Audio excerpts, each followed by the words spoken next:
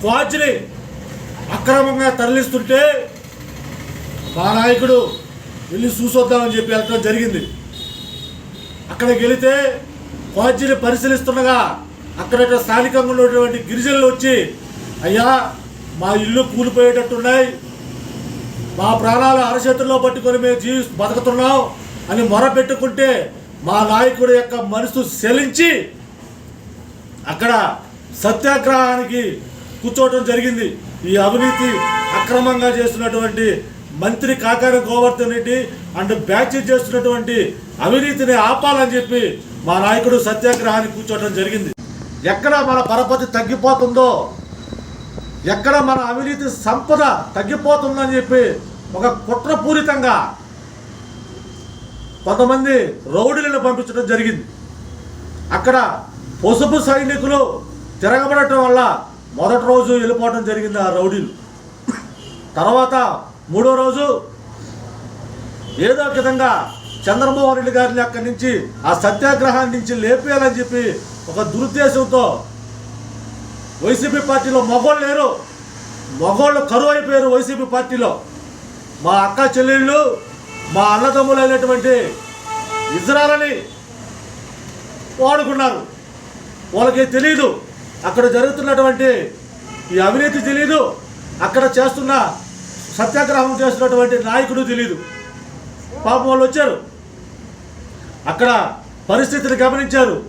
అక్కడ సత్యాగ్రహం చేస్తున్నటువంటి అవినీతి మీద పోరాడుతున్నటువంటి నాయకుడు సోమిరెడ్డి చంద్రమోహన్ రెడ్డి గారు అని చెప్పి తెలుసుకొని ఆయన ఆశీర్వదించి వెళ్ళిపోయారు.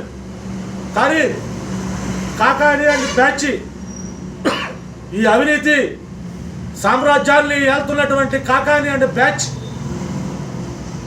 పోలీసుల సహకారంతో అప్పటికే పొదలకూరు సుగరపేట దగ్గర పోలీసులు పహరా కాయటం జరిగింది.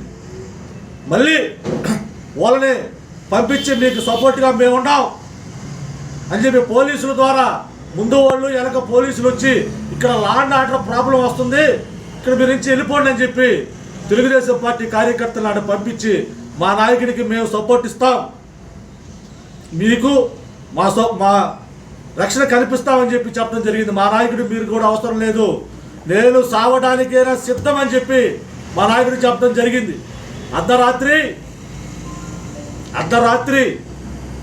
మా నాయకుడిని బలవంతంగా కుట్రపూరితంగా ఇలా అవినీతి సామ్రాజ్యానికి అడ్డొస్తున్నాడని చెప్పి ఒక దురుద్దేశంతో మా నాయకుడిని బలవంతంగా సత్యాగ్రహ ఉద్యమం నుండి పంపించడం జరిగింది. మేము ఒకటి అడుగుతున్నాం, మీకు దమ్ము ధైర్యం ఉంటే అవినీతి కాల్చుని ఆపండి, లేదు దానికి పర్మిషన్ ఉంటే చూపించండి. అంతేగాని ఎటువంటి ఆధారాలు ఎటువంటి పర్మిషన్ లేకుండా మీరు అవినీతి సంపాదన చేసుకుంటూ మా నాయకుడి మీద మీ పార్టీలో మగోళ్ళు లేనట్టుగా మా నాయకుడి మీద బుడచల్తారా అని చెప్పి మేము అడుగుతా ఉన్నాం. ఒకటే చెప్తున్నాం, ఏదైనా మచ్చలేని నాయకుడు ఎవరంటే ఒక్కడే ఒకడు సోమిరెడ్డి చంద్రమోహన్ రెడ్డి గారు. మీరు చెప్పే మాటలు ఎలా ఉన్నాయంటే వినేవాడు ఎర్రి పువ్వు అయితే మీరు హరికథలు ఇంగ్లీష్లో చెప్తారు. ఇంకోసారి కూడా చెప్తున్నా, వినేవాడు ఎర్రి పువ్వు అయితే మీరు హరికథలు ఇంగ్లీష్లో చెప్తారు, కానీ వినేదానికి ప్రజలు సిద్ధంగా లేరు. ఇంక ఎన్ని రోజులు మీ అవినీతి భోగతం? ఇంకా 4 నెలలు. ప్రజలు ఇప్పుడు రోజులు గడిచిపోతాయా అని చెప్పి ఎదురు చూస్తూ ఉన్నారు మిమ్మల్ని ఇంటికి సాగనింపేదానికి. ఇక్కడైనా పద్ధతి మార్చుకోండి. మేము ఒకటే డిమాండ్ చేస్తున్నాం తెలుగుదేశం పార్టీ తరఫున, మీరు అవినీతి చేయకపోతే అఖిల పక్షాన్ని అన్ని రాజకీయ పార్టీలతో అఖిల పక్షాన్ని ఏర్పాటు చేయండి, పరిశీలించండి. లేదంటే సిబిఐ విచారణ కోరండి.